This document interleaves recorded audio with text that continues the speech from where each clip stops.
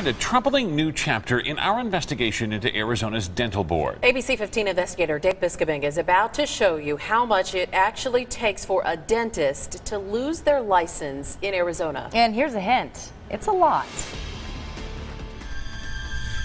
Dead patients, permanent injuries, dentists with rap sheets and repeated discipline.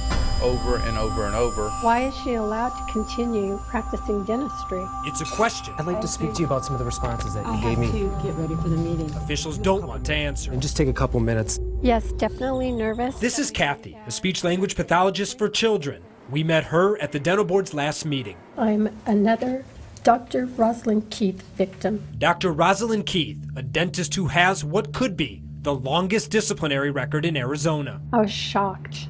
I was absolutely shocked. Kathy had Dr. Keith's disciplinary actions blown up in order to embarrass the board. Have you counted how many she had prior to you?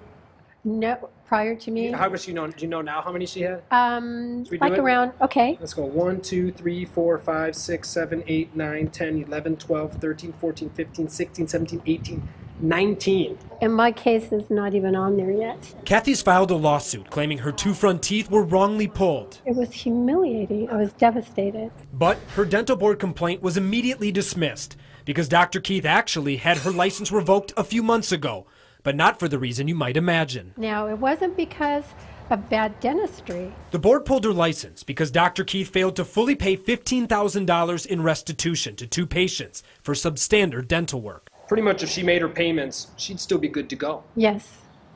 She would still be practicing, I'm sure. What do you think about that? It's pretty bad. Arizona has revoked just 4 licenses since 2010.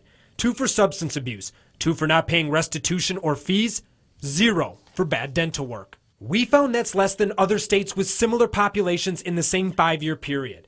Arizona's 4 revocations trail Wisconsin's 6, Indiana's 7, Missouri's 9, and Tennessee's 11. We also checked California.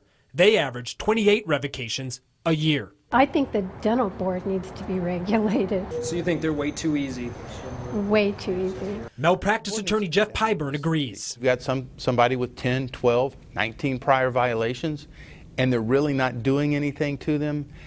I got a real problem with that. Turns out Arizona doesn't have disciplinary guidelines. There are no minimum or maximum punishments, and no policies to increase discipline for the 2nd, 3rd, or even 19th violation. Sometimes you got to step up and hit people over the head with a hammer.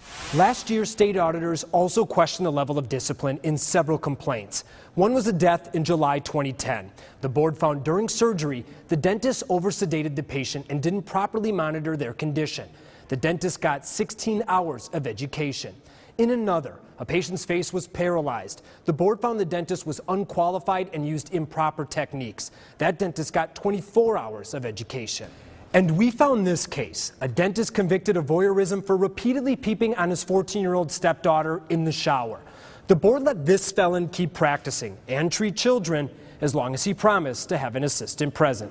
All they're doing is say, "Doc, let's go get you a few more classes and everything's going to be fine." Fine for the dentist.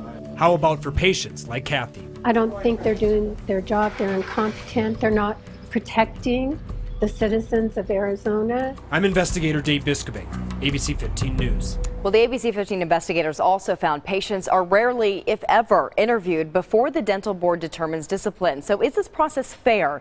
And why does the board think it's good news that most of its actions are hidden from the public? Dave will answer those questions tomorrow night at 6 o'clock. By the way, if you want to check to see if your dentist has a disciplinary record or to see other stories from this investigative series, go to abc15.com/investigators.